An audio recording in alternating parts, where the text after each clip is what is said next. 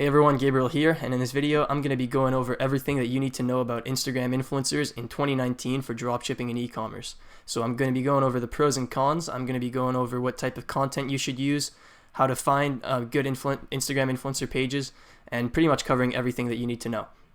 So when I talk about Instagram influencers in this video, I'm talking about Instagram influencer pages, so like meme pages or like girl pages, that type of thing, not personal influencers.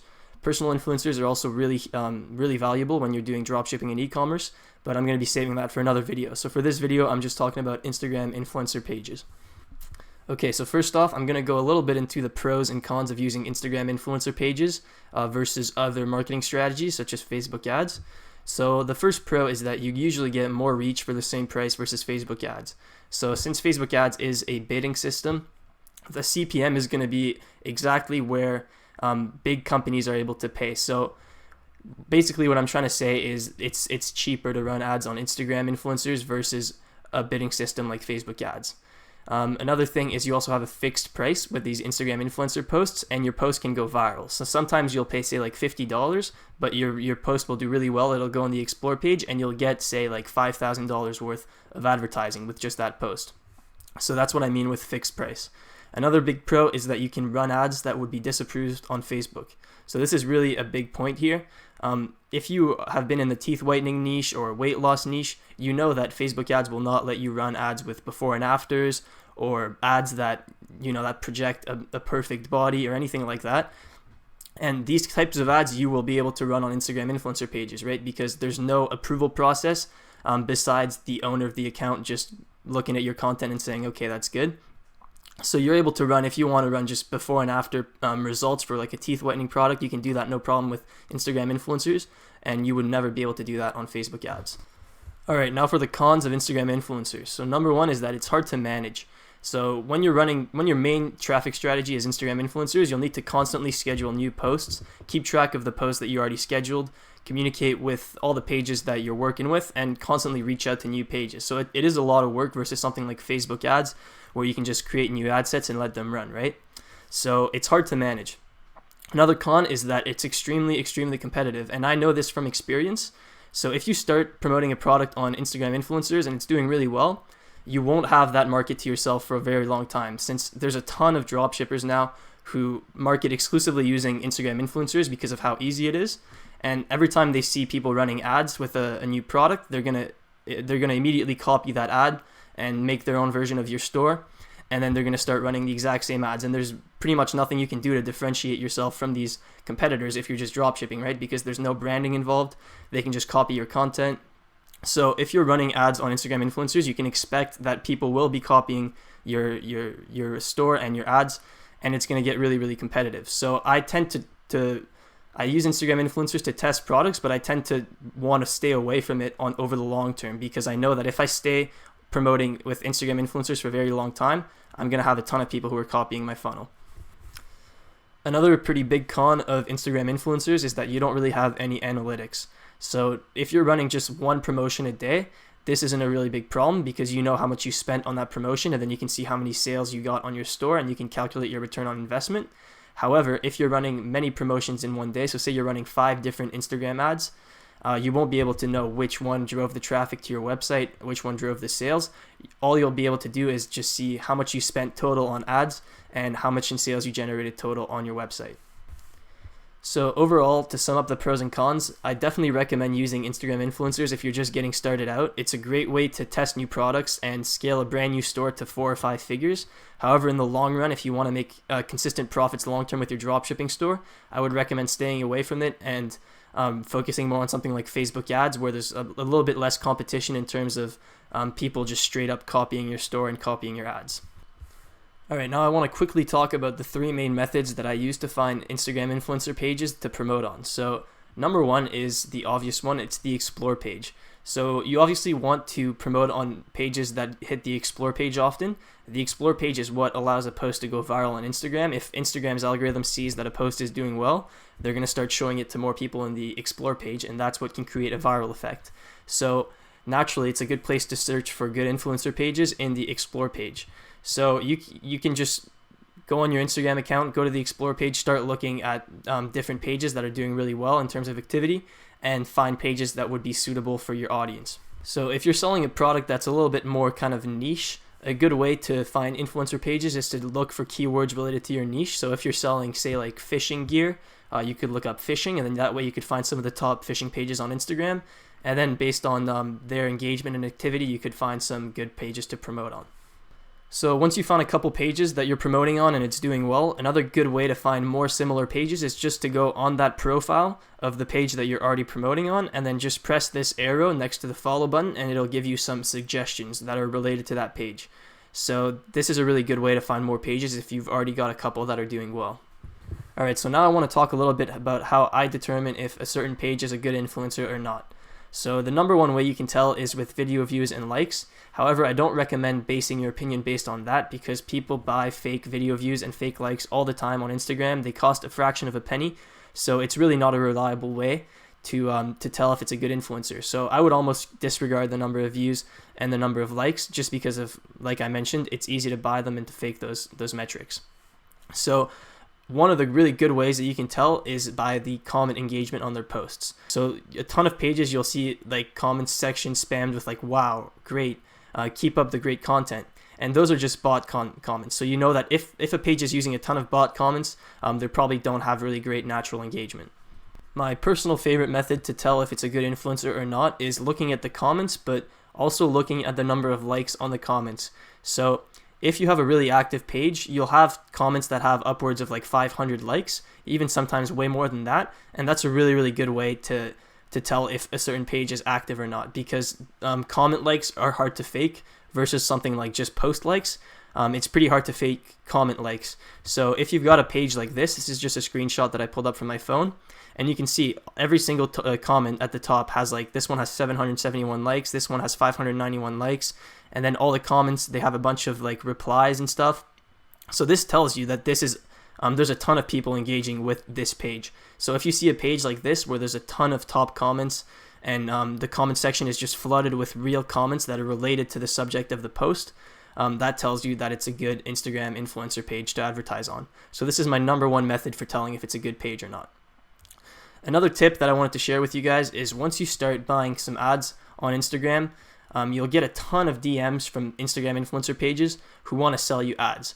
And generally speaking, these pages just won't provide good results.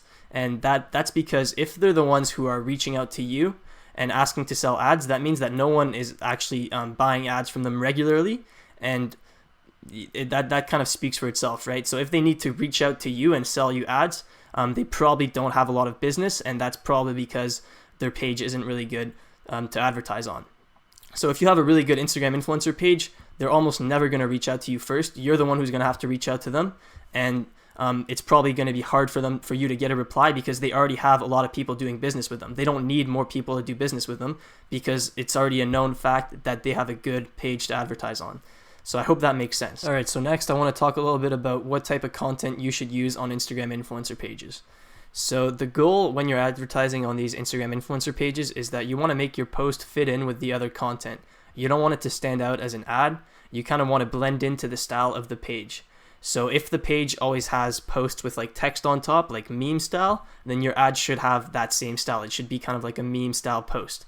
So you really want to make it blend in, and that's a big factor, and that's what will help your post go viral. So yeah, you don't want it to look too much like an ad.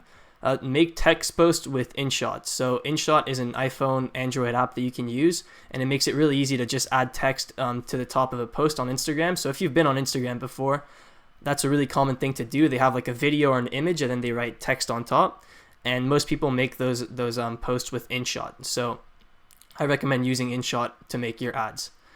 Video tends to work best, but it really depends on the page. So if you see a page that only posts video and their videos do really well, then you probably want to post a video ad. And some pages never post videos, they only post photos. And you could, on those pages, you can try a video ad or a photo ad. It doesn't really make a difference. But in general, videos tend to do better. And lastly, you want to be creative with your posts. And this is really important. So you can try to be funny. You can try to maybe do a giveaway. There's a ton of things that you can do. And you just need to have one good idea, and it can make your post go completely viral. Alright, so now I just want to show you two examples of Instagram influencer ads that did well. So number one is this picture here. So it says my typical lazy Sunday afternoon, and this is just a bunch of stuff that a girl would want on a lazy Sunday afternoon. But then the ad part is right here. It just says teddy jacket and socks are from blurred out apparel. So I just blurred out the store names just so you guys don't copy their stuff. But yeah, so this is the ad that they used, and it doesn't look like an ad at first sight, so you can't even tell that it's an ad. But people will, people who would engage with this, they're gonna look and they're gonna see, oh, that's a nice jacket. Like I wonder where it's from. And then the caption, it says the socks and the jacket are from here.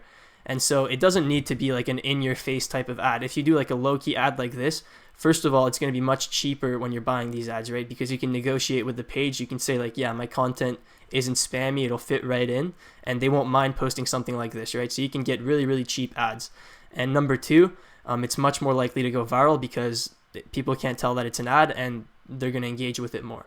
So this is a great example of like a creative direction that you can take on your ads. Example number two. This is actually from one of my stores, Beauty Charcoal.